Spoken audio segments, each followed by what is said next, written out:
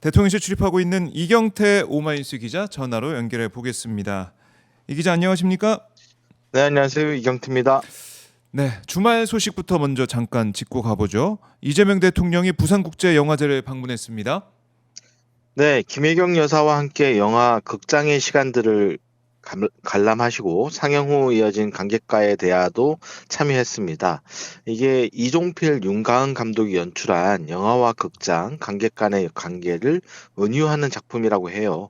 음, 김혜경 여사가 미생, 슬기로운 의사생활 등으로 이름을 알린 배우 김대명 배우에게 참 반가워하는 모습이 눈에 띄었는데요. 네. 여자가 관객과의 대화에서도 여러 질문을 하는 등 굉장히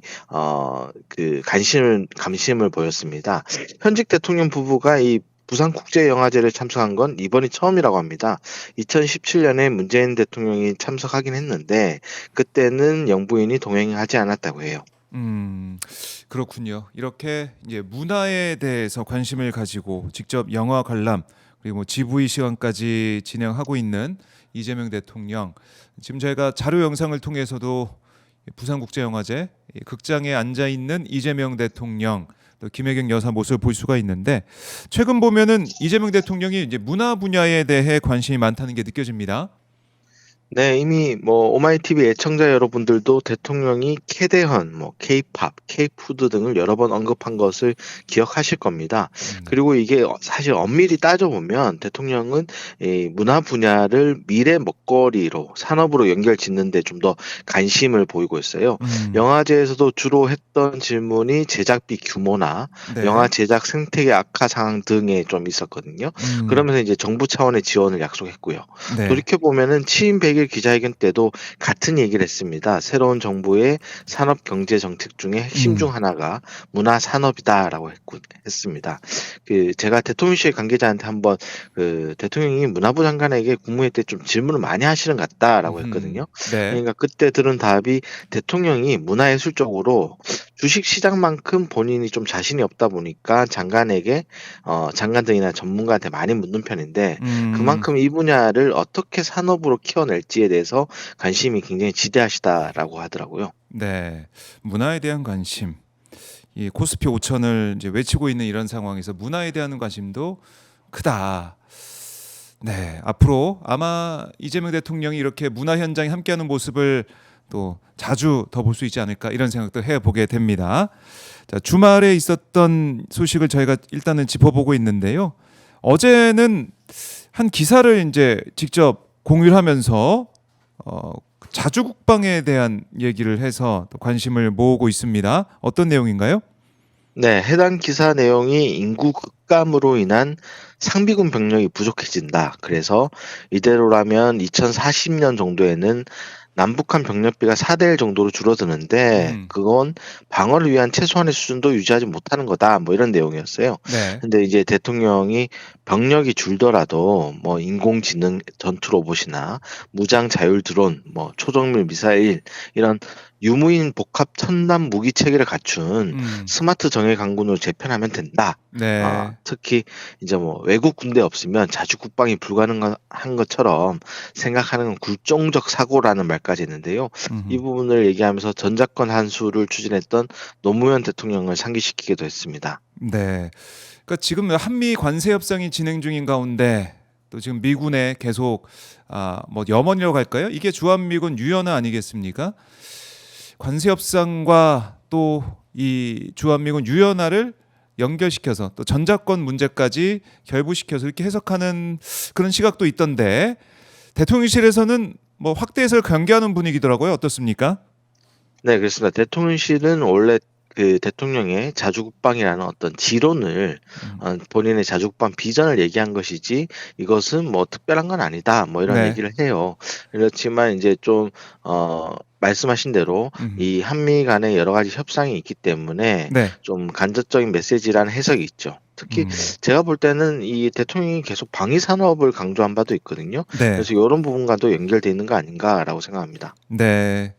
그래요. 이제 한미 동맹 현대화 이런 얘기도 아마 계속해서 나올 걸로 예상이 되는데 한미 관세 협상 과정에서 이 국방 문제가 또 어떻게 논의가 될 것이냐 좀 봐야 될 것 같습니다. 일단은 한미 협상이 여전히 쉽지 않은 상황이기도 하고 그렇죠?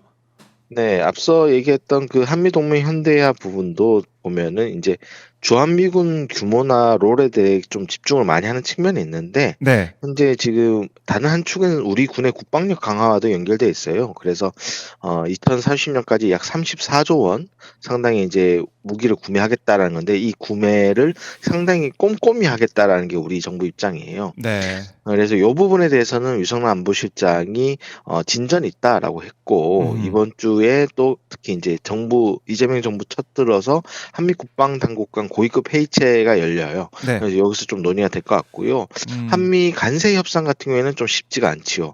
여한구 산업부 통상교섭본부장이 빈손으로 돌아왔습니다. 네, 여전히 미국이 무리한 요구를 하고 있는 모양인데요. 이 미국이 지금 현재 저희한테 3,500억 달러를 단기 투자를 요구하고 있지 않습니까? 네, 이게 계산해 보니까 우리나라가 최근 5년 동안 전 세계 해외에 직접 투자한 금액보다 크다고 합니다. 그래서 이게 참, 자동차 업계가 상당히 어렵겠지만 협상이 네, 좀 장기화될 수밖에 없을 것 같습니다.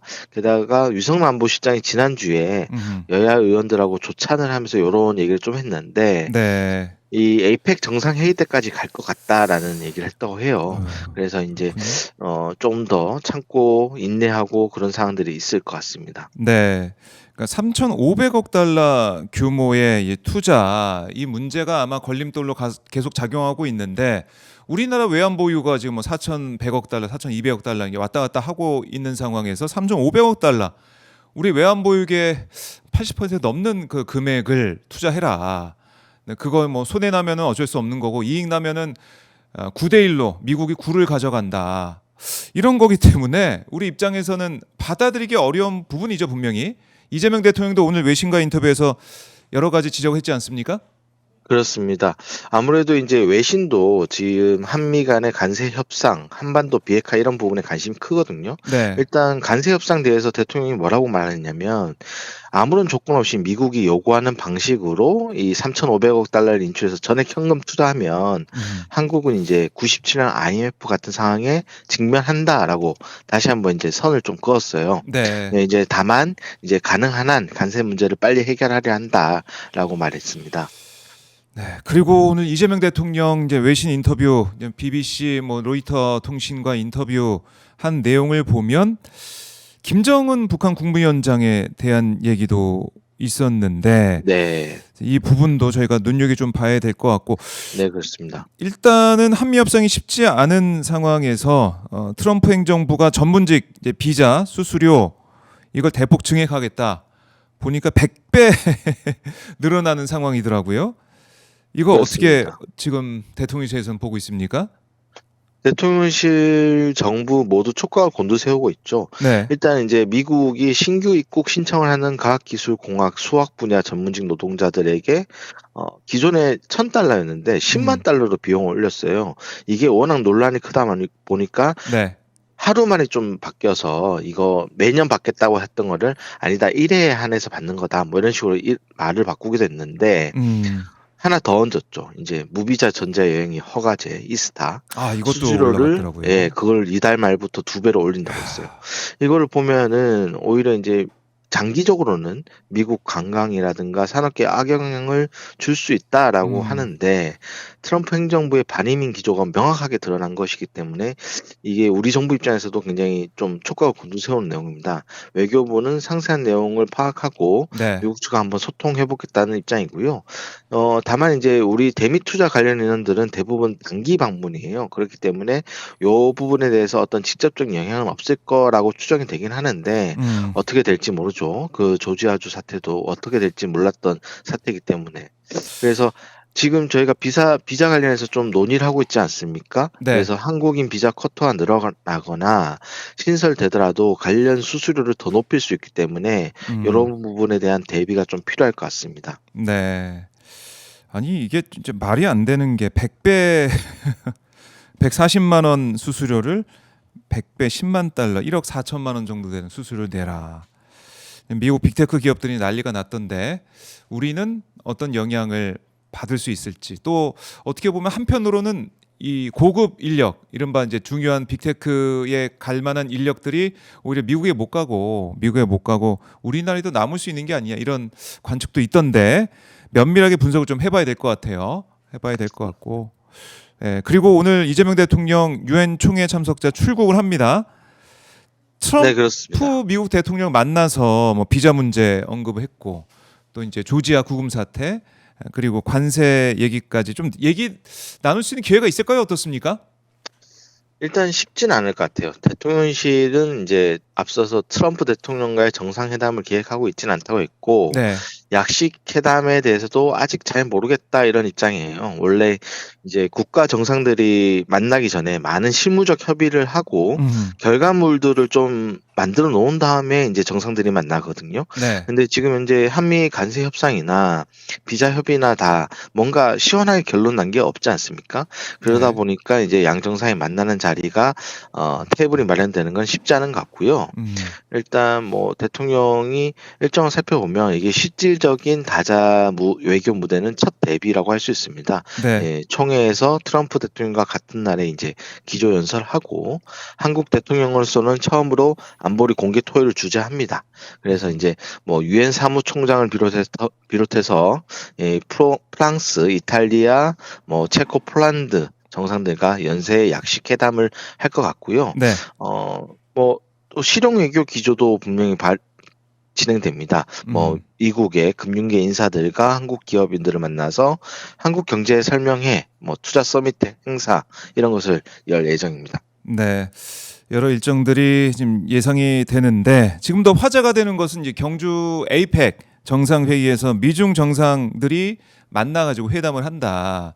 이 부분이 또 관심을 끌고 있기 때문에 이재명 대통령이 뭐 손님 맞이하러 간다 이런 느낌도 좀 들고요. 어떻습니까? 네, 그 부분이 이제 가장 어떤 빅 이벤트라고 할 수 있을까요?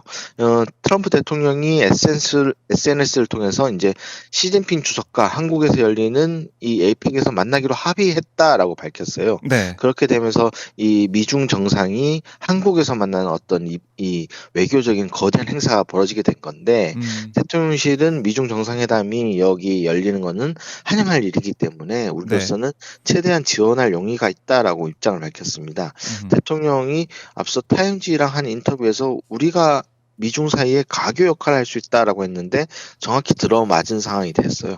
네, 그렇군요. 그래서 기대를 더 하게 되고 끝으로 이제 김정은 북한 국무위원장이 입장을 냈는데 뭐 사실은 통일 생각하지 마라 이런 얘기도 했지만은 더 눈에 띄는 부분이 트럼프와는 좋은 추억이 있다. 비핵화 집념 털면 미국과 못 만날 이유가 없다. 이런 얘기를 해가지고 혹시 에이펙에서 경주에서 또 뭔가 이벤트가 있지 않을까? 그때 뭔가 한반도에서 무슨 일이 있지 않을까 이런 생각도 좀 드는데 어떻습니까? 일단 이제 뭐 저희 대통령실이 이제 분석하는 바로는 예. 김정은 위원장의 에이펙 참석은 사실상 어렵다라고 보고 있어요. 이 오늘 김정은 위원장이 얘기한 부분도 어떻게 네. 보면은 한국보다는 미국과 대화하겠다라는 입장을 분명히 밝힌 것이죠. 다만 이제 우리 대통령은 끊임없이 이 한반도 평화 체제를 안착시키기 위한 노력을 하고 있는데요. 네. 오늘 BBC 인터뷰에서도 북핵 폐기가 아니라 북핵 동결이라는 단계적 비핵화론을 다시 설명했습니다. 네. 당분간 이제 뭐 핵무기를 제거하겠다 이게 아니라 핵무기 생산을 멈추는 합의가 좀 실행 가능하다. 그게 바로 현실적인 대안이다라는 얘기인데요. 이런 부분을 고리 삼아서 네. 이제 뭐 트럼프 대통령이 김정은과 어떤 협상에 나선다면 우리가 어떤 지원을 하고 그리고 이제 트럼프와 김정은 그리고 우리 정부 사이에 어떤 합의를 이룰 수 있는 공감대 네. 이런 것들을 좀 기대해 볼 수 있지 않을까라는 생각입니다. 알겠습니다. 지켜보겠습니다. 지금 오늘 이재명 대통령이 뉴욕으로 출국을 하는데 이경태 기자 안 갑니까? 순방 비용이 너무 비싸서 네. 아니, 저희 같은 이제 회사는 좀 어렵죠. 어렵나요? 네. 많은 도움이 필요합니다. 이재명 대통령이 기자회견에서 뭐 비싸다 너무 그래서 좀 낮출 수 있지 않을까 순방 비용이 낮아지는 게 아니냐 이런 생각도 하기도 했었는데 네, 안 그래도 이제 대통령실 관계자랑 그런 얘기를 했는데요. 예. 유엔 총회는 이 매년 정해져 있습니다. 열리는 시기가. 그러다 아, 보니까 이 유엔 총회가 열리는 뉴욕이 이 시기가 되면은 네. 모두 또 이제 비싸요. 바가지를 씌우는 거죠. 온팡지게 씌우는 겁니다. 그래서 저희 대통령실 같은 경우에도 네. 그 프레스센터를 설치할 이제 호텔 측과 숙박 비용 이런 것들을 협상을 했었는데 어, 배째라식이라는 거예요. 너희들이 이 배치라식이에요. 정도 급의 어떤 호텔을 예. 다른 데서 구할 수 있겠니? 이 정도 비용이라도 아, 감지덕지해야 돼. 뭐 이런 입장이었다 해요. 그래서 예. 굉장히 노력했다고 합니다. 야, 아쉬운 부분이네요. 네, 얼마면 됩니까? 그렇습니다. 제가 좀 사비라도 드리면 좋겠는데 비자 문제가 또 바로 해결이 안 되겠네요. 그렇습니다. 아쉽습니다. 예. 이경태 기자. 하지만 또 면밀하게 현장 상황과 또 국내 상황 종합해서 내일 또 새 소식으로 만나 뵙도록 하겠습니다. 이 기자 말씀 잘 들었습니다. 네, 감사합니다. 네, 고맙습니다.